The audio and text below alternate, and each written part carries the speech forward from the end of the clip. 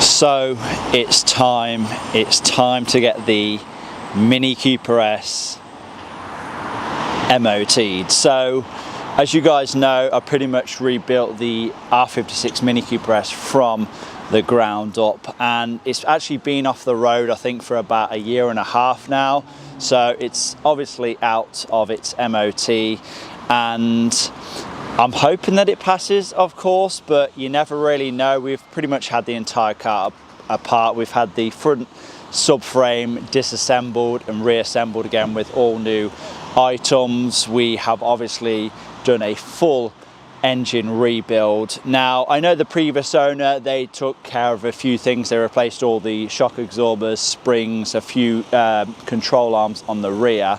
So I don't think it really should fail on any suspension items or anything like that. Obviously, we've tackled the major rust on the front subframe, and I think the brakes all around there are all good as well. So I guess it's just going to be a case of if anything crops up that we are not aware of, or if like the engine fails on emissions or anything like that. I don't know if emissions are generally good or bad on a newly rebuilt engine, but yeah, it's all going to be new to me. I also need to get a full wheel alignment as well. Like I said, I've had the front subframe in bits, so that's going to get done, and I've also got to have a aircon regas as well. As you guys know, all the aircon pipes, they've all been off, and yeah, the entire system of course has been drained. So yeah, a lot to get done.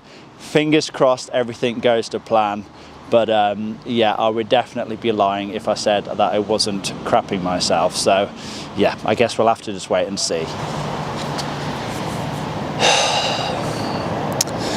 I can't believe it. So bloody annoying. It passed. It actually passed its MOT, yes. I'm sure many of you are surprised to hear that it passed with no advisories. Actually, that's kind of a lie. It did have an advisory, I believe, for a traction light, I believe it was, but then they managed to clear the fault code and it wasn't present. It's actually came back though, but it went through the MOT. I'm not too sure what it is. I don't think it's anything serious. It may just be a case of recalibrating the steering angle sensor or something like that. Obviously, we've had the entire car apart. It could literally be anything, but it's only going to be a very, very minor issue. But yeah, the car seems to drive well. There don't seem to be any issues. The engine seems to sound okay, although I don't really know how it's supposed to sound because I didn't actually have a chance to drive this thing before it blew up with the previous owner. So yeah, I'm a bit sort of new to Mini ownership, if I'm being honest. But yeah, honestly, it's yeah, it's been great. I've been driving it for about 50 odd miles now.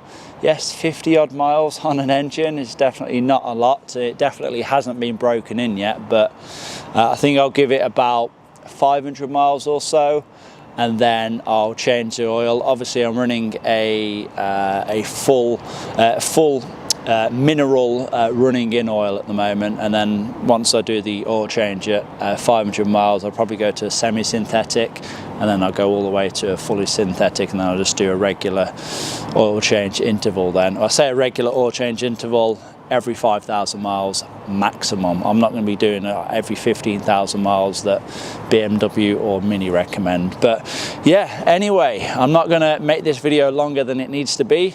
The Mini has passed its MOT. It's now on the road.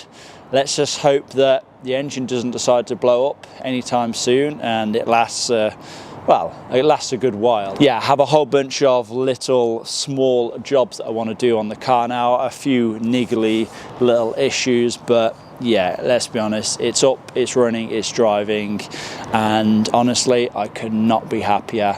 It's taken a good year and a bit to get to this point, and I'm just so glad that I'm so glad we're at this stage we can actually drive the car now. So yeah, I think I'm just gonna, like I said, run it in, enjoy it a little bit, and then we'll crack on with some more jobs. But yeah, hopefully you all have enjoyed the project thus far anyway. This is not the end. This is, in a way, only the beginning. But yeah, still lots more to come. Anyway, like I said, hopefully you've all enjoyed it. Please give this video a like, leave a comment down below, subscribe if you have not already done so. Oh, quickly before I sign off, yes, I went to Quick Fit. I know there's going to be a bunch of people saying, why did you take your car to Quick Fit? Now, honestly, I don't have a bad thing to say about Quick Fit in general, especially that centre that I took it to. I'm not going to name the centre or anything, but I've been there a whole bunch of times for wheel alignments and things like that, and I've never had an issue. They've been great with me. I think it comes down to communication. You know, if you don't really know what you're on about and you go in there, then you maybe are not going to get a service where basically, I think you need to be a car guy and go in there and actually sort of tell them exactly what you want. Where, you know, if I'm going into a garage, I'm very, very specific. You know, I was telling them, like, it's just had a full engine rebuild. It can't be idling for long at all. It needs to be, you know, you can't leave an engine idling for a long, you know, after it's just had a fresh rebuild, because the bores, the cylinder bores, will get very glazed, and yeah, that's going to be a recipe for disaster. You're going to end up burning oil. So yeah, I did make it clear not to leave the engine idling any longer than it needed to.